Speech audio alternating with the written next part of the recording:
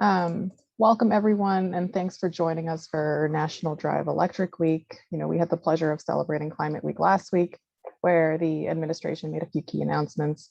And this week we celebrate Drive Electric Week to bring awareness to the wide range of benefits that electric vehicles can provide us. So my name is Preeti Thangaraj. I am a policy advisor on energy and environment at the governor's office. Today's event is a roundtable with the women leading the EV movement in the state of New Jersey. So I have the privilege of being joined by Peg Hanna, who serves as the Assistant Director for Air Monitoring and Mobile Sources at the Department of Environmental Protection. We have Kathleen Lewis, who serves as the E-Mobility Manager at the Board of Public Utilities. And we have Victoria Carey, who serves as the Clean Energy Manager at the Economic Development Authority. It's nice to see everyone. So today's discussion will focus on how Peg, Kathleen, and Victoria really got their start in state government, specifically in the EV sector, and how they're paving the way for the next generation of women leading this sector. We'll importantly discuss the future of EVs in New Jersey. I know there's a lot of excitement and questions about the future of EVs, especially given the new federal investments that are coming down to the state through the Infrastructure Investment and Jobs Act and the Inflation Reduction Act. So for all of our attendees, the chat will be open during today's whole session. So feel free to drop in any questions at any point during the conversation. Feel free to introduce yourself in the chat, and we will get to a Q&A session at the end of the conversation. So panelists, are you ready to dive in? Okay, great.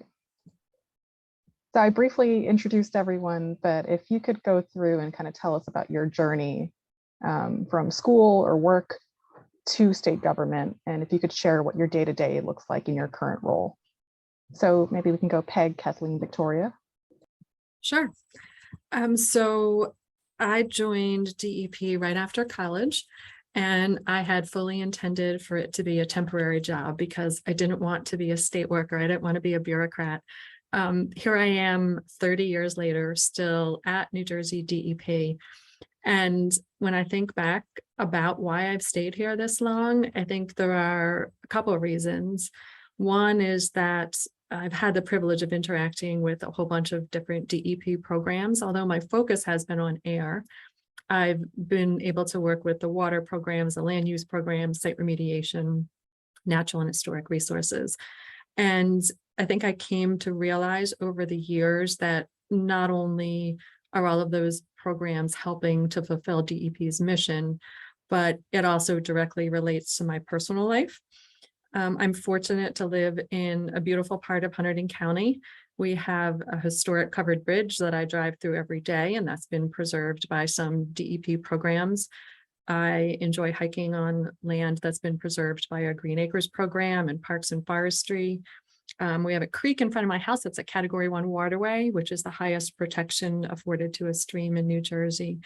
And I've seen just a tremendous amount of wildlife and chanterelles and all kinds of different natural beauty. And I realized that that's through the work of DEP.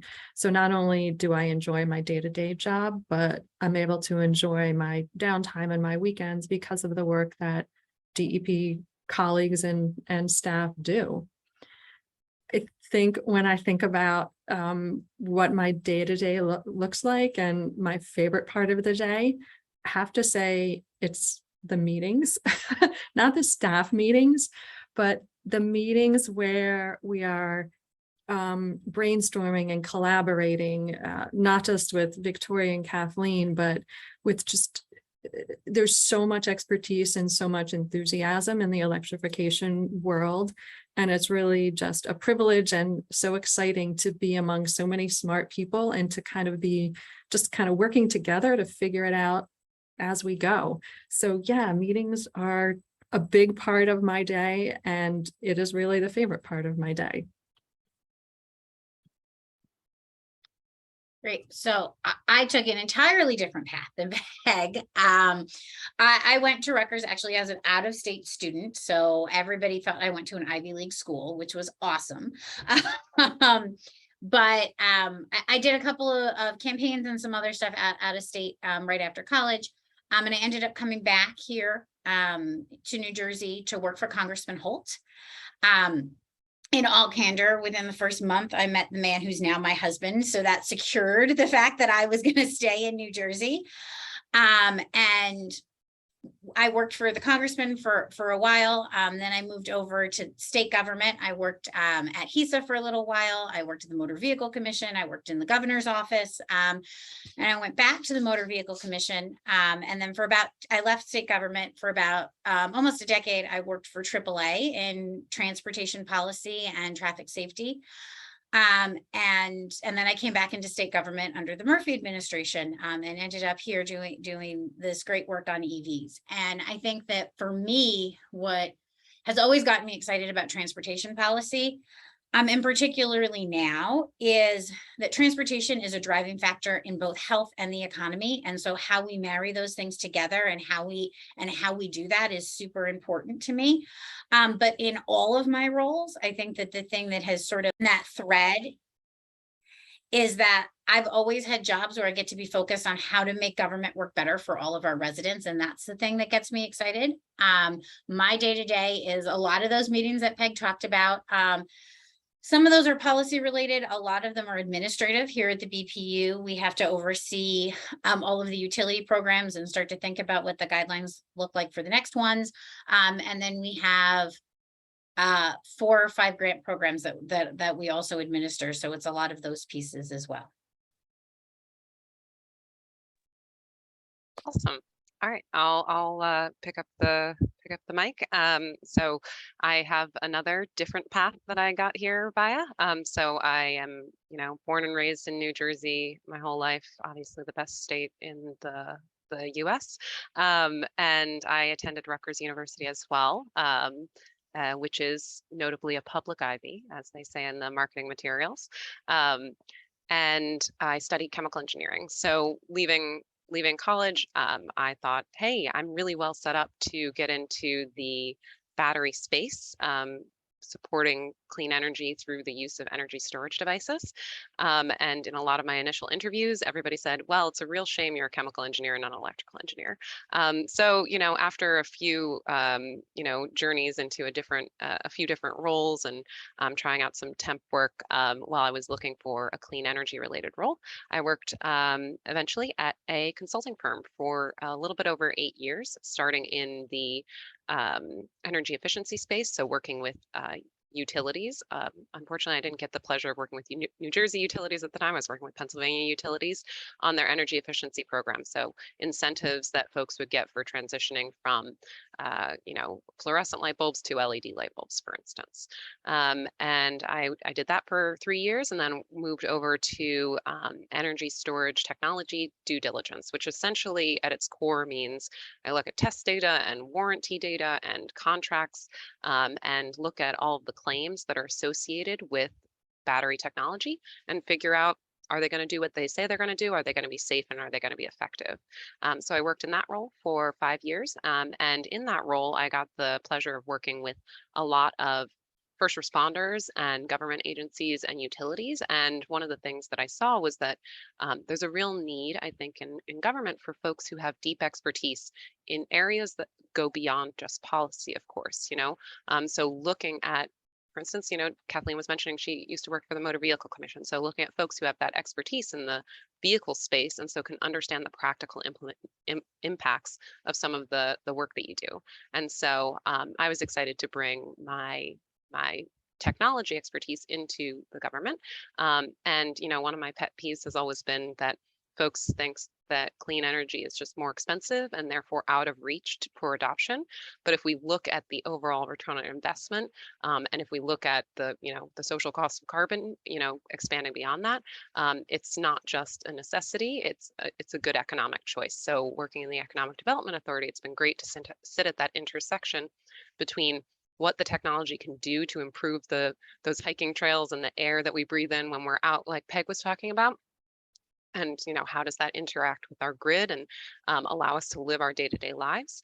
But also how can we support the development of an economy around this? How can we make sure that folks who have been the backbone of our economy that's been largely based on fossil fuels, that they're not only taken care of, but that they see an economic benefit, an improvement in their communities, and an improvement in their economic status. So for the last 2.5 years, I've had the pleasure of working at the EDA and with both all the folks on this call, as well as many other stakeholders.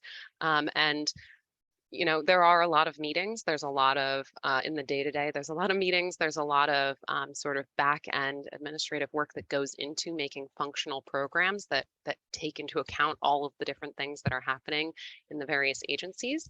But I gotta agree with Peg. The best part of the day is getting to collaborate and come up with these sort of strategies, roadmaps, and ideas of how we can work together and have this whole of state approach. So yeah, that was my journey. Yeah, really wonderful to hear about your 3 journeys. I'll just quickly chime in with my own journey here. After my undergraduate degree, where I was in Pittsburgh, I actually moved home to New Jersey, where I grew up, and I decided to take on a research gig at Rutgers University in their agricultural, energy, and resource economics department. The professor was so very patient and graceful with me but I could tell he grew increasingly frustrated with me because on all of our economic analyses, I was always chiming in with some sort of policy input. He was like, you know what, you should just go to Blaustein and get a policy degree. You're doing great work, but I think that's the right path for you.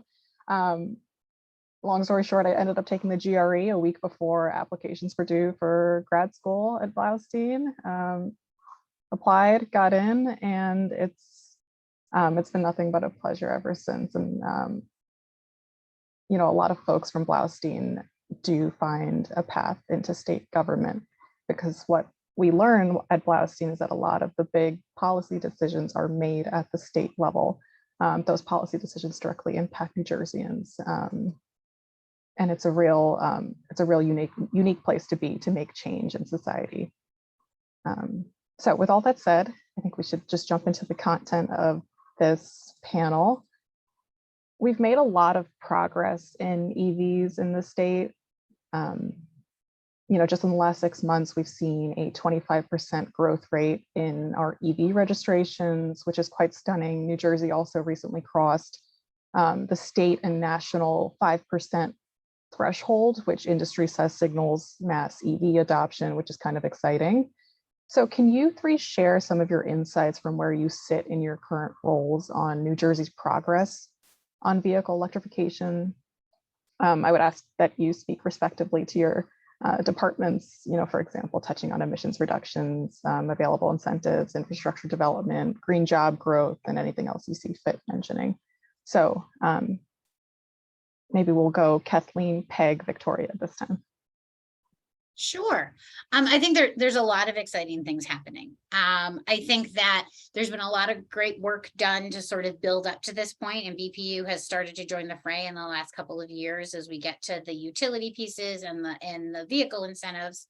I think it is really interesting. We've hit that 5% mark when it comes to vehicles, and you can sort of see when you look at it, we'd been growing steadily for many years, and then we saw some of those incentives, and there was a jump, and then there was a drop, and now we have these supply chain issues. So I think that New Jersey is in this really great place to be at the forefront of that next round of adoption. As we see the federal pieces come into play, and we see all of those other pieces come into play, we're poised to really take advantage of all of those.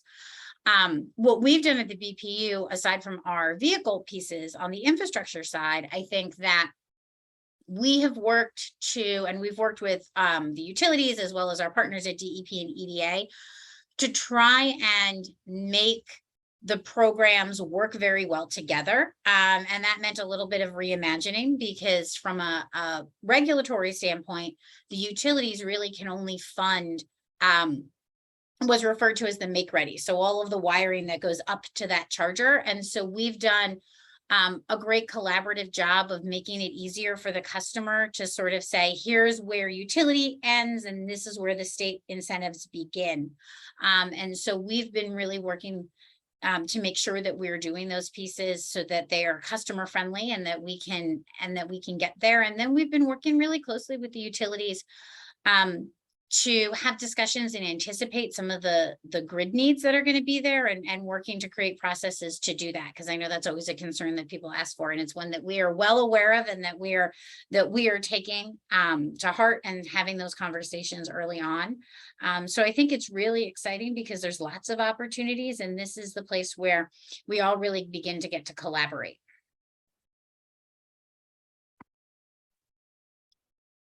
So to add on to that, I think it's fair to say that in my 30 years with DEP, this is one of the most exciting points in my career. I remember when we passed the diesel retrofit law back in 2005, I think it was, and I thought, wow, this is, going to be the pinnacle of my career. And that wasn't the case. We have made so much progress since then. The technology has evolved. We've evolved in our thinking. We've come to better understand the impacts of climate change and now realize that we need to really be doing ambitious goal setting and strategic planning. I think by doing that strategic planning and goal setting, not only do we send a signal to the market, but we also align our efforts across all state agencies, all stakeholders, and all fronts. So we have a couple of different goals that I think are guiding our efforts.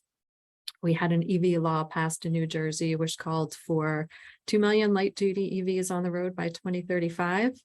And then also a significant number of publicly accessible charging stations throughout the state. So while those goals may need to be updated in light of some of the very imminent threats from climate change, nonetheless, those are our goals right now. And I think they help focus all of our efforts. I think the other thing that I've come to realize over the last couple of years is the need for coordination. I remember being asked probably 6 years ago now when we first started our RFPs to plug in grant program for EV charging stations. Peg, don't we need to coordinate with BPU? I said, nah, we can do it ourselves. No big deal. We don't need BPU. Clearly that was not true. I think at the time I didn't realize how much electrification of vehicles we really needed and how important it was to really bring in every relevant agency, from EDA doing workforce development and localizing the supply chain to BPU and the utilities. So that interagency coordination is hugely important. I also think that the regional coordination through organizations like NESCOM is important as well. We need to be doing this not as a single agency or a single state, but as a region and a country. And then I think the last thing that I've become really aware of is the need for equity in what we do.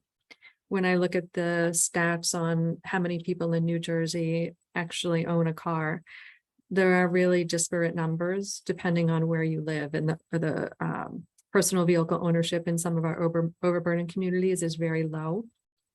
So to apply this sort of blanket approach and tell everyone they need to buy an EV is really not correct. We really need to carve out a different approach to ensure that the residents of our overburden communities have access to clean transportation, whether that's electric taxis, electric ride sharing, electric New Jersey transit buses. It's a population and a sector that we cannot leave behind. And I think we are all challenged with how to address those needs, but we all, I think, are aware of the importance of addressing those needs. Yeah, for sure. And to build on exactly what Peg was just noting, one of the things that I think has come out of this sort of collaborative effort between the various state agencies is that everybody, just like I was talking about with coming in with a different technology focus or industry expertise, each agency has its own mission statement and goals, and that overlay, there's a reason that all of these different departments and agencies exist in a state. It's because every single one of them is necessary for a functional society. And so looking at the way to consider equity, not only in access to clean air, not only to a functional grid and electric vehicles and electric vehicle charging, but also, you know, from the EDA's perspective to equitable economic opportunity.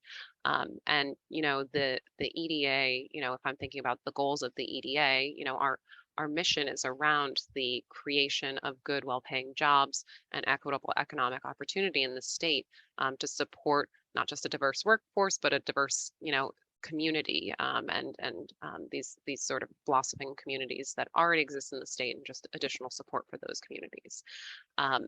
The EDA for most of its history was pretty solely focused on loans and tax credits that were used for large business attraction and retention.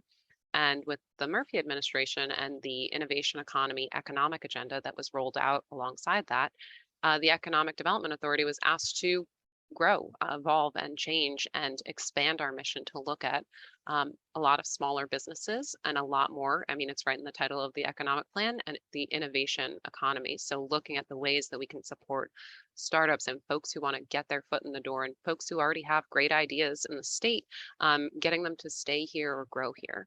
And so within that innovation economy, there were a number of strategic sectors that we believe that New Jersey either already had you know, a leg up on, or, you know, if we're thinking about something like the life sciences and the pharmaceuticals industry, that we already had a leg up on, or that we thought we should have a leg up on. And, you know, a lot of the work that's been going on for years around clean energy in the state was why one of those sectors that they wanted to focus on was clean energy. So, you know, EDA is pretty young in this space. There were some previous programs that were looking to address this, but, you know, they were left by the wayside for a bit. And it's been really exciting to see the renewed focus on this, not just in clean transportation, but across the clean energy industry. But this came into sharp focus with the Regional Greenhouse Gas Initiative funds that Governor Murphy also signed us back up into, or RGGI funds. And with 75% of the funds focused on clean transportation, it was just a natural place for us to set our sights. So we've noted an ambition to make New Jersey a clean transportation hub in the Northeast, with our positioning close to, you know, the largest port on the Northeast, with the largest number of rail lines and various highway infrastructure. It's sort of a natural fit, and especially looking at the density of populations in areas where, you know, air quality plummets when there's so much population density and so many vehicles idling. You know, it's a benefit not just to it makes sense not just economically, but also for folks' health. The sort of three areas that we look at within the EDA, and this is not alone, in partnership with other state agencies, is how do we support workforce development? So that's upskilling, reskilling, allowing people access to education. We've seen that rolled out in our Wind Institute and a lot of our offshore wind work, and we're excited to see that continuing in the electric vehicle space. There's also business attraction and support, so those tax incentives and that kind of support still exists, and we've seen some benefits to that coming through our NJ-ZIP program, which we give an extra bonus of funding to folks who manufacture electric vehicles in the state, and we've seen that bonus is enough to incentivize folks to look at New Jersey, give us a second look as a place for, you know, final assembly or their supply chain needs. And then we have sort of the branch on innovation support. So looking at seed grant support for startups and seeing different, you know, innovative charging technologies, or, you know, ways to do battery recycling, have been some folks who received funding through us. So it's the thing that I always say is that the workforce is not just a tangential benefit of the clean transportation transition, but necessary to ensure that transition actually occurs, and we have the folks who can get the chargers in the ground. Yeah, very well said. I think something that I want to highlight that you three all mentioned was this whole of government approach and coordinating with other agencies. And I'll say from where we sit, we really see this as an all hands on deck situation, not only because of the urgency of mitigating transportation emissions and taking climate action, but also to integrate all of the department's sector experts in our climate action. So thanks for highlighting that. Just want to mention to the attendees, please feel free to drop in any questions you have in the chat. The chat's open and we'll get to your questions at the end of the session. So just kind of jumping into, speaking of whole of government approach, let's kind of pivot to what the federal government's doing. So like I mentioned in the intro, the Infrastructure Investment and Jobs Act, the Inflation Reduction Act, the CHIPS Act, these all mark some pretty major investments for not only climate action, but just generally the clean energy economy and surface transportation investments. What do these federal funding packages mean for New Jerseyans, and what do they mean for electric vehicles? So I think we'll go Victoria, Peg, Kathleen this time. Sounds good. I appreciate the equitable approach to who speaks first. So yeah, I mean, I think a lot of the funding is tied to let's get our infrastructure upgraded and let's get, vehicles on the road. And the Economic Development Authority, just based on our areas of focus, sometimes, the BPU knows what's best to do when we're talking about interconnecting to the grid. So we're there to provide support and the voice, essentially the voice of the customer, right? We've been talking to a lot of small businesses who want to get electric trucks. And so what are their needs and where do they need charging stations? They're not going to need charging stations in the same places that, a larger, international company might need charging stations. So, figuring out where our lanes are is obviously a critical part of looking at these funding opportunities.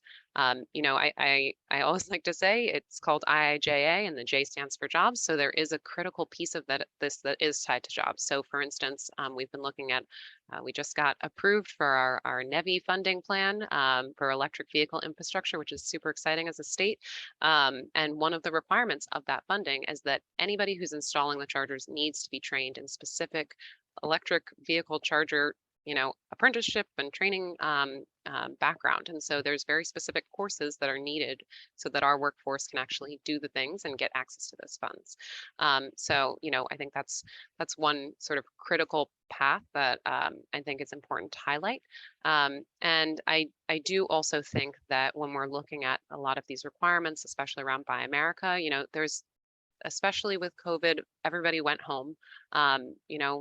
Folks were not primarily, in person, or if they were, it was much constrained.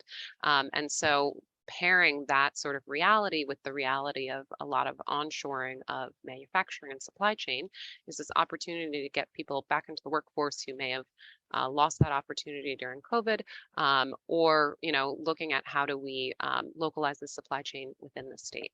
And so there are sort of some strict and at times challenging provisions that the federal funds will allow us to incentivize to get folks localized here.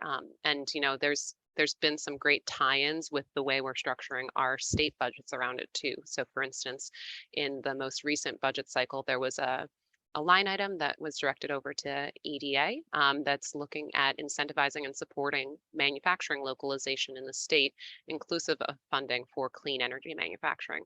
So it's not just what do the feds require and what are they willing to give funds on, but being conscious of and aware of those funds and being able to build on other structures that are already at work within the state to support that as well.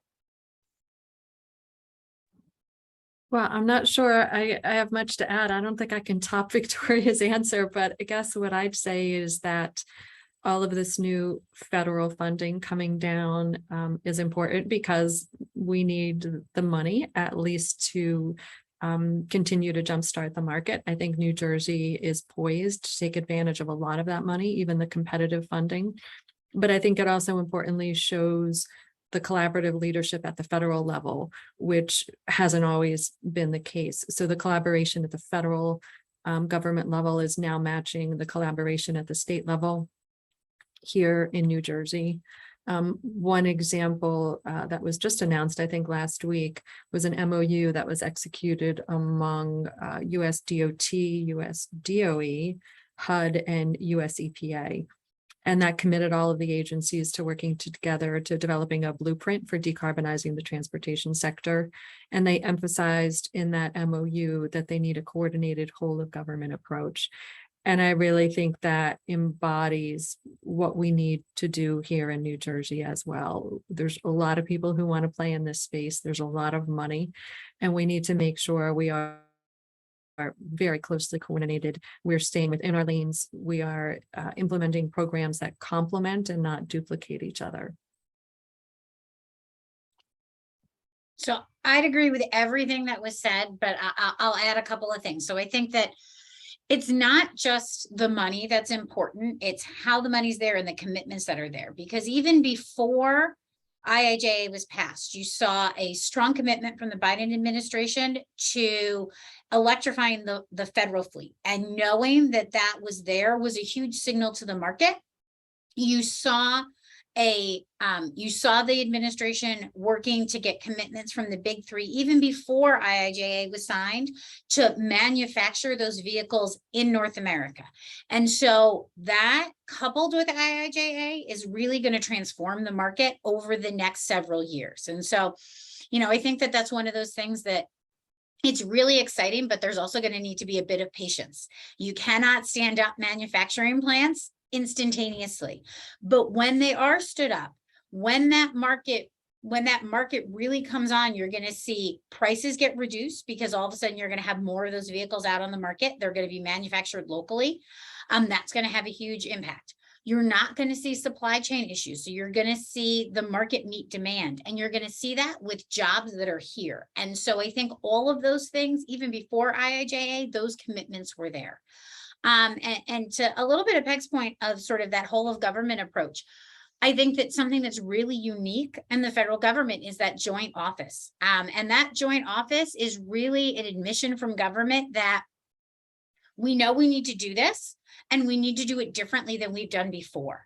And I think that's oftentimes really hard for government to do, but really important. And we're doing it here in New Jersey too. We're having these collaborations, we're having these conversations, and we're looking to shift things. And this is a real opportunity. IIJA is about incentives for chargers and incentives for vehicles. And it's also about surface transportation. And we are coming out of a pandemic where everybody changed how often they drove, where they drove, how they commuted, how they did those pieces. And we saw the impact that that can have on our air quality very quickly. And so if we can utilize those electrification dollars and harness the behavior changes that we've already seen, by investing in multimodal transportation, we can make real change and have a real impact on how future generations are traveling.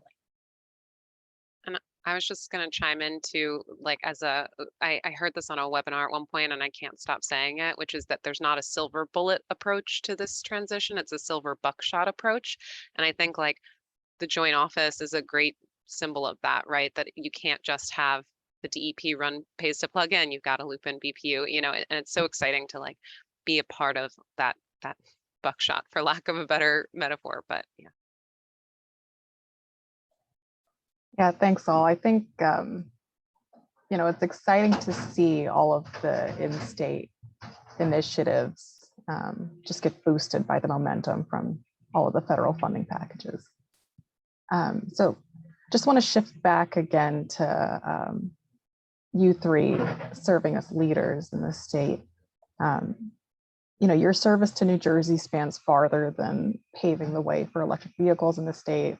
All three of you are really changing the lives of future generations, not just through your climate action priorities, but also by leading the work in your respective departments and being leading ladies. So first question is, how are you paving the way for the next generation of women in leadership positions? So I'll open the floor to anyone who wants to jump in. I think for me, it's just leading by example. I think our ability to coordinate amongst three agencies that, maybe don't always get along I think that speaks for itself. Our actions speak louder than words. So the commitment that we all have to work together towards a mutual goal and to agree to disagree. I mean, Kathleen knows that we disagree on some things, but that's okay. We all have our own perspectives, and we've learned to respect each other's positions and expertise. And I don't think we would be where we are today if we weren't all collaborating. So I think we're leading by our actions. I would agree with Peg's statement. I'll say, I take that leadership role very personally. I have 2 young daughters. They are 11 and 8. I am also a Girl Scout leader to both of their troops. They have both earned all of the automotive badges that they can possibly earn. And they get to learn about those things in a way that I think is really cool, because I know that I have these conversations with my daughter all the time, and she reads books about pioneers and, pioneers in different fields for women. And she goes, I don't understand. Why was it hard? And I think that that's a really great place for us to have gotten to, but it's something that we need to keep instilling, that there was a fight and this is how we keep going. So I talk to my daughter's Girl Scout troops. I talk to other troops. I work in a lot of professional organizations sort of outside of it, and sort of have those conversations. And I think that that's really important to continue to do that. And I definitely look up to Peg and Kathleen as mentors in this space. So, action speaks louder than words. I joined this team after seeing the amazing folks who are working in the space. I too work with the Girl Scouts, and on an annual basis I participate. They do career sessions, and I get to talk in excited ways about these topics. And I do think that one of the things that's they say it all the time, like, you go where you see people who remind you of yourself and where you can see yourself in that space. And so one of the things that I try to be mindful of is, one, who are we looking at? Who are we hiring? Are we just hiring folks who, remind us of ourselves? Are we hiring folks who reflect the diversity of New Jersey? Especially since we're talking about women in EVs, are we making sure that we're considering that equitably in our hiring practices? I'm hugely responsive on like LinkedIn to folks who reach out and are just curious about the space, because frankly, it's starting to form, but there's not a huge educational background in this space. Folks are learning on the job. So it can be intimidating to move into a space where, folks are like, well, I didn't get a degree in electric vehicles. How do I get into that space? I always try to be mindful too about, the framing things in a way that resonates with folks. So thinking about how am I communicating externally that is relatable, or is meeting people where they are. And so sitting in the Economic Development Authority, it's a kitchen table issue, right? Like, what's my take home? Is my family budget working? Is my business going to thrive? And so figuring out ways to connect on things that folks are already concerned about and already thinking about, and translating that into the way that we talk about electric vehicles, and not just being, I'm a huge nerd, I'm really excited about the technology, but like talking about the impact that it can have. And I think that can create excitement and enthusiasm, and normalize it, and make folks want to sort of follow in those footsteps. So. Yeah, I'll say as a young professional in this space, I really need to thank all the women across departments and even within the governor's office for making space for young women like me. So, thanks to you three, and thanks to all the women out there in state government. Second question, can you tell us about a female mentor in your professional career that has kind of maybe pivoted the way you think or do the work you do today? This one is easy for me, hands down, Lisa Jackson. Lisa works at Apple now. For those of you who don't know her, she's the VP of Environmental and Social Initiatives or something like that.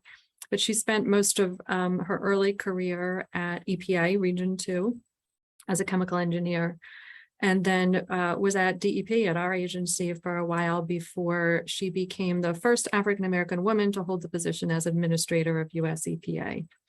So while she was at DEP, I had the privilege of working directly for her for quite some time. And I remember her calling me into her office one day and she said, Peg, you need to do something different. And my first reaction was, oh my God, she just fired me basically. And I took a step back and realized that she had observed that I was getting too comfortable in my current position. And she challenged me to do something new and different and something that was outside of my comfort zone. And she said to me, this is over 15 years ago now, she said, Peg, I want you to do more with transportation. I want you to pick the people from DEP that you think are going to make a good team, and you start doing great things in transportation. And that permission and empowerment was very powerful for me as still a young woman. I had only been at DEP for 13 years. And I will never forget the fact that she believed in me, even though she only knew me for a year or two, and that she gave me the push that I needed to get out of my comfort zone and go do something a little bit different. So hands down, Lisa Jackson. Thank you, Lisa Jackson. I can go next. Yeah, I mean, there's well, I already cited Peg and Kathleen, but there's a huge number of folks in my sort of early education, and my high school chemistry and physics teachers were just so excited and enthusiastic about science, and they were actually sisters, and so it was just great to see the dynamic and the fun that you could have while still being taken seriously as a person who has educational background in this space, and that solving these problems and learning about these problems, it can be fun, and it's and important. But if I had to name, in my professional life, there's a woman, Elizabeth Durney. I met her at my previous role when I was early in my career at the consultancy that I was working at. And she encouraged me to essentially reach out and ask for what you need, take the chance and ask somebody, will you be my mentor? Which felt like, I don't know, at the time it felt quite awkward to me. And that's definitely inspired me to say yes to people when they say, hey, can I have 30 minutes of your time? I want to talk about my career or the opportunities, because that was really meaningful to me, that she was willing to make herself available to talk to me, just pick up the phone and chat.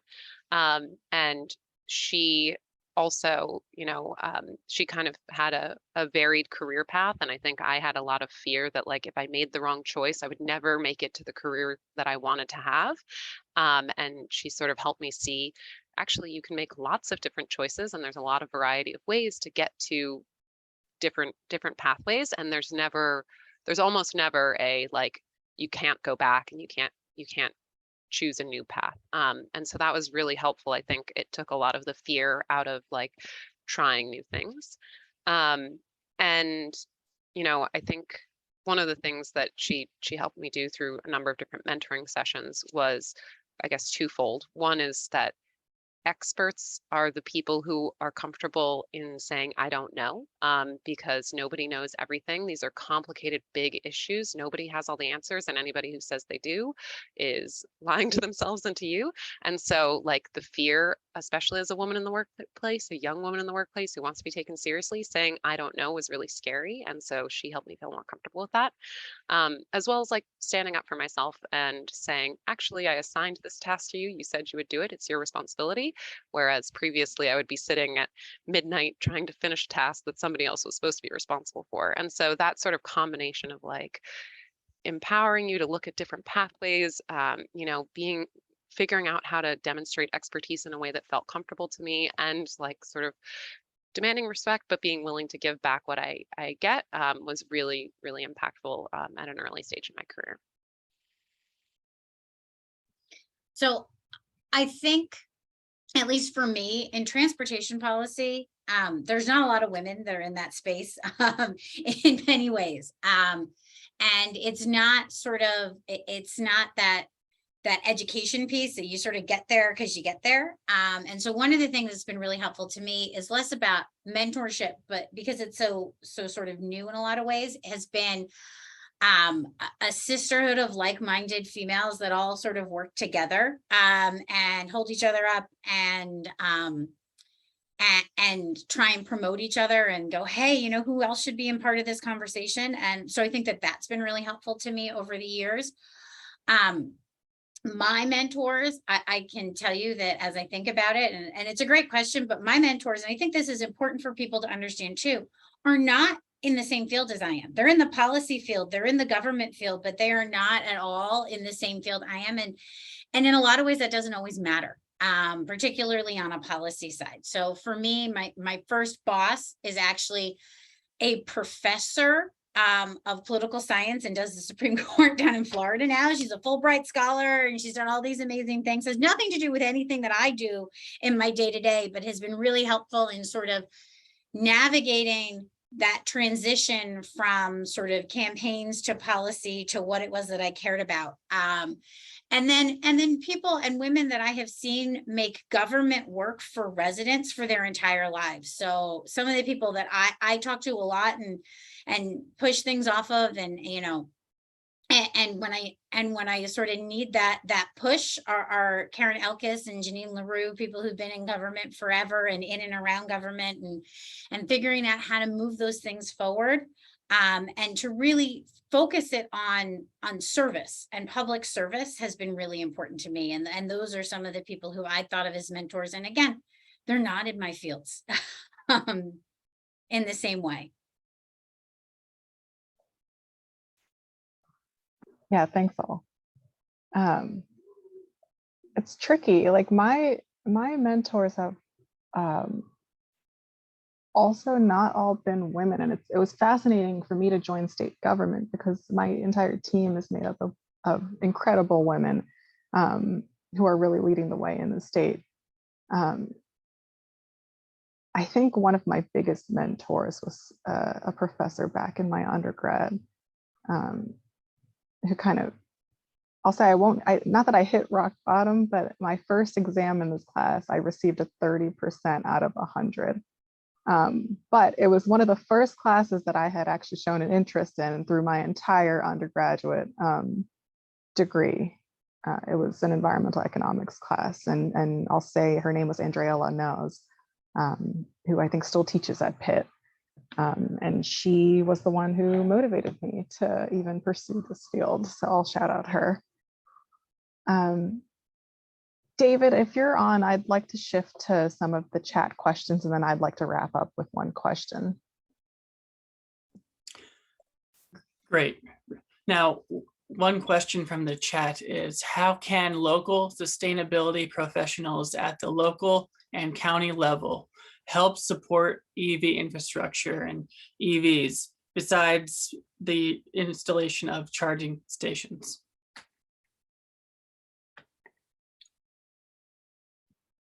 So I can jump in. Having worked on all those levels, I think that one of the things that's really important is having folks lead by example. So yes, installing charging stations that your residents can use is important, but actually transitioning your fleet to EVs is super important because it does a couple of things. One, you are absolutely leading, and we know in New Jersey with 565 municipalities, local government is where we need to see a lot of that lead. But it gives your residents a sense of confidence that those vehicles are something that they should be looking at.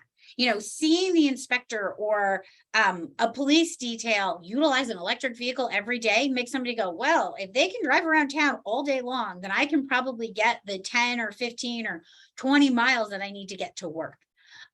So making that the norm is really important. And then there's also great resources that you can provide and do educational opportunities for. You know, I live in Mercer. We have a great green fair every year. There's great ride and drives that you can do. There's great educational opportunities too, but just getting those vehicles out there is so important.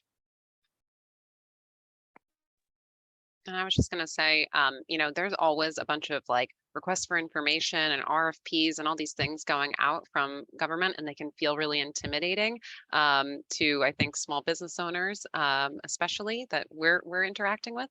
And so I think providing, attend our webinars that teach folks about the programs and the funding opportunities, and then help walk through your community members or reach out to us and say, hey, can we get some additional help on this? Because our goal is to get program participation and see the benefits happen in the business community for the case of EDA. And so communicating that and helping folks with their applications and getting through the process. We're always here to help, but we have to get access to the folks too. You know your communities best.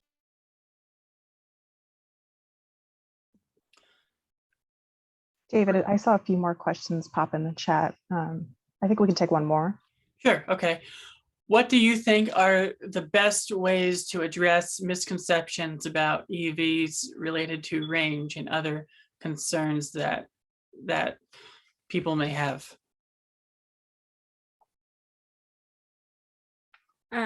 For me, I think it's getting them in an EV and letting them feel it for themselves. DEP, in partnership with Plug in America, has done, oh, I don't even know now, dozens of ride and drives at various venues throughout the state over the last couple of years.